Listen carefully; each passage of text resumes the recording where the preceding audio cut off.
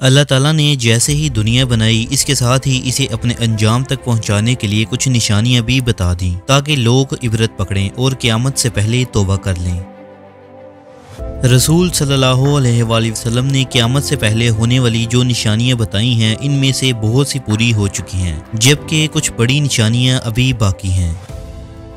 इन निशानियों में एक बड़ी निशानी इमाम मेहदी का ज़हूर है, जो क़यामत से पहले होगा।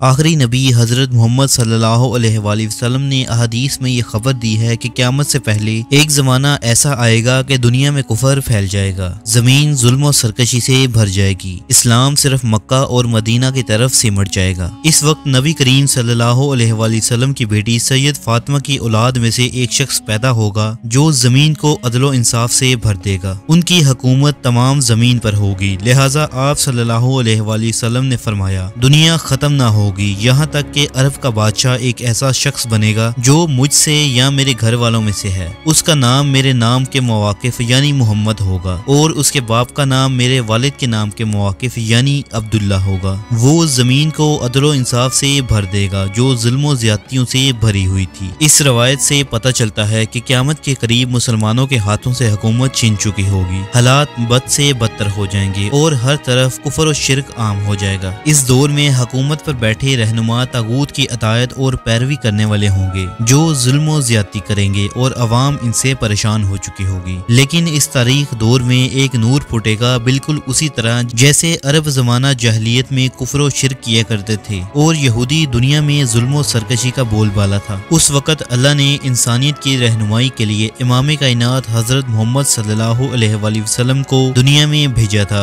इसी तरह करबे क़यामत के इन बदतरीन हालात में अल्लाह इमाम मेहदी को मबूस फरमाएगा। लिहाजा हजरत जाबिर बिन अब्दुल्ला से रिवायत है कि रसूल सल्लल्लाहु अलैहि वसल्लम ने फरमाया, वो वक्त करीब है जब इराक वालों के पास गल्ला और रुपए आने पर पाबंदी लगा दी जाएगी। आपसे पूछा गया कि ये पाबंदी किसकी जानिब से होगी, तो आपने फरमाया अजमियों की जानिब से। फिर कुछ देर खामोश रहने के बाद कहा, वो वक्त करीब है कि जब अहले शाम पर भी ये पाबंदी लगा दी जाएगी। आपसे पूछा गया कि ये रुकावट किसकी जानिब से होगी, फरमाया अहले रूम की जानिब से। फिर आप सल्लल्लाहु अलैहि वसल्लम ने फरमाया कि मेरी उम्मत में एक खलीफा होगा जो लोगों को माल भर भर कर देगा और शुमार नहीं करेगा। आप सल्लल्लाहु अलैहि वसल्लम ने फरमाया, इस्लाम अपनी पहली हालत की तरफ लौटेगा जिस तरह के इस्लाम की इब्तिदा मदीने से हुई थी, यहाँ तक कि ईमान सिर्फ मदीना में रह जाएगा।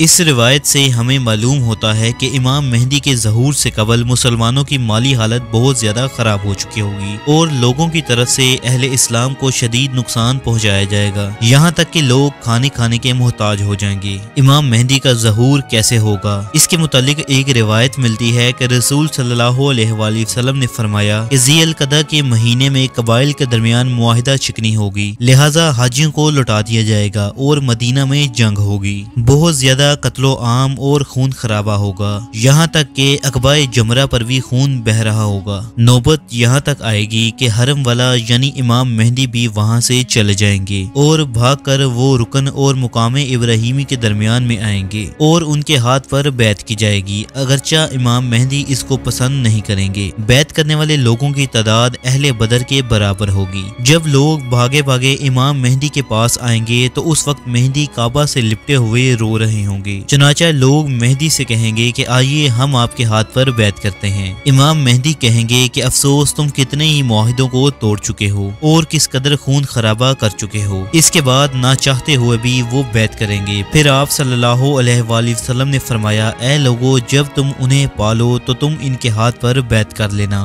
क्योंकि वो दुनिया में भी मेहदी हैं और आसमान में भी मेहदी हैं। लिहाजा इमाम मेहदी को लोग इनकी निशानियों से पहचान लेंगे और उनके हाथों पर बैत करेंगे। आप उम्मत के रहनुमा साबित होंगे। दरअसल इमाम मेहदी के ज़हूर से कबल ही कुछ निशानियां पूरी हो चुकी होंगी, जिनमें से दज्जाल का खरूज, सूरज का मगरिब से तलू होना, मशरिक से एक अजीम आग का निकलना।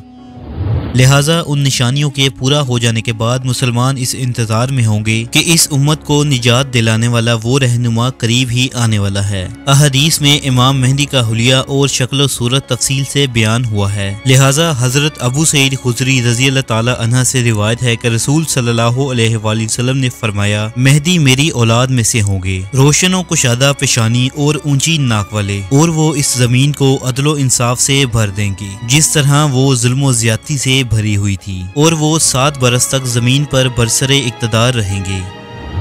एक रिवायत में आता है कि इमाम मेहदी के चेहरे मुबारक की रंगत अरबी और जिस्मानी साख्त इसराइली होगी। जब इमाम मेहदी का ज़हूर होगा तो उस वक्त हजरत ईसा अलैहिस्सलाम भी आसमान से नाजिल हो चुके होंगे। हजरत ईसा अलैहिस्सलाम अल्लाह के बरगुज़ीदा नबी थे जिन्हें आपकी जिंदगी में ही आसमान पर उठा लिया गया था। एक पैगंबर होने के बावजूद ईसा अलैहिस्सलाम इमाम मेहदी के पीछे नमाज अदा करेंगे। लिहाजा रिवायतों में आता है कि सुबह की नमाज के वक्त दमिश्क की मस्जिद के मीनार पर ईसा अलैहिस्सलाम नाजिल होंगे। वो इस वक्त देखेंगे कि हजरत इमाम मेहदी नमाज शुरू करने वाले हैं और इमाम मेहदी भी महसूस करेंगे कि ईसा अलैहिस्सलाम का नज़ूल हो चुका है। लिहाजा इमाम मेहदी पीछे हटेंगे ताकि ईसा अलैहिस्सलाम आगे आकर इमामत करवाएं, लेकिन हजरत ईसा अलैहिस्सलाम उन्हें आगे कर देंगे और इमाम मेहदी के पीछे नमाज पढ़ेंगे। इसके बाद हजरत इमाम मेहदी हजरत ईसा अलैहिस्सलाम के साथ एक लश्कर समेत रवाना होंगे और दज्जाल से जंग करेंगे और इसे कत्ल कर देंगे, और इसके बाद बैतुल मुकद्दस की फतह होगी। अहले तशी अकीदा के मुताबिक इमाम मेहदी पैदा हो चुके हैं और आप इमाम हसन बिन अली अस्करी के बेटे हैं जो इमाम अली और हजरत फातिमा की औलाद में से थे। नीज इमाम मेहदी अब गैबत में हैं और जिंदा हैं, यानी इनकी उम्र हजरत खिजर और हजरत ईसा अलैहिस्सलाम की तरह बहुत लंबी है और वो क़यामत के नज़दीक ज़ाहिर होंगे। रसूल सल्लल्लाहु अलैहि वसल्लम ने फरमाया, मशरिक की तरफ से एक कौम स्याह झंडों के साथ आएगी और वो लोग माल का मुतालबा करेंगे। लोग इनको माल नहीं देंगे और वो लड़ेंगे और इन पर गालिब आ जाएंगे। अब वो लोग इनके मुतालबे को पूरा करना चाहेंगे तो वो इसको कबूल नहीं करेंगे, यहाँ तक कि वो इस माल को मेरे अहले बैत में से एक शख्स के हवाले कर देंगे जो जमीन को इस तरह अदलो इंसाफ से भर देगा जैसे लोगों ने पहले इसे जुल्म सितम से भरा होगा। सो तुम से जो कोई इसको पाए तो इसके पास आ जाए, अगरचा बर्फ पर चलकर आना पड़े।